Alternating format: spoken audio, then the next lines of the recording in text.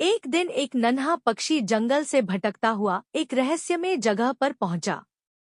वहां उसने एक पेड़ की टहनी पर एक चमकता हुआ पेन पड़ा देखा। यह कोई आम पेन नहीं था, इसमें जादुई रोशनी चमक रही थी। पक्षी ने आश्चर्य से पेन को देखा और सोचा, यह क्या हो सकता है। जब उसने अपनी चोंच से पेन उठाया तो अचानक कुछ आश्चर्यजनक हुआ। पेन से एक चमकीली रोशनी निकली और पक्षी के सामने एक किताब प्रकट हुई।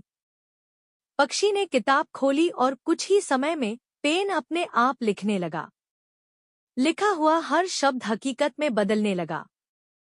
पक्षी ने अपनी पसंदीदा चीजों के बारे में लिखा, सुंदर फूल, साफ आसमान और बढ़िया बीज, और वे सभी उसके सामने प्रकट हो गए। लेकिन जल्द ही पक्षी को एहसास हुआ कि इस पेन की शक्ति बहुत अधिक है। वह जो भी लिखता वह सच हो जाता। उसे समझना था कि इस शक्ति का सही इस्तेमाल कैसे किया जाए। एक दिन जब पक्षी ने गलती से एक पक्षी के बारे में लिखा तो पक्षी अचानक जंगल में प्रकट हो गया।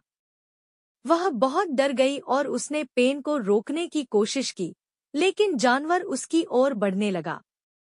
चिड़िया ने कलम से लगी छड़ी को जल्दी से एक बड़े पेड़ में बदल दिया। फिर चिड़िया ने फैसला किया कि वह इस जादुई कलम का इस्तेमाल सिर्फ अच्छे कामों के लिए करेगी और हमेशा ध्यान से लिखेगी, ताकि किसी को कोई नुकसान न पहुंचे। इस तरह चिड़िया ने सीखा कि शक्ति का इस्तेमाल समझदारी और प्यार से करना चाहिए। वह जादुई कलम उसकी जिंदगी का हिस्सा बन गई और वह जंगल के दूसरे जानवरों के लिए खुशियां लिखने लगी। कहानी की सीख: शक्ति का इस्तेमाल हमेशा जिम्मेदारी से करना चाहिए ताकि दुनिया में खुशी और शांति बनी रहे।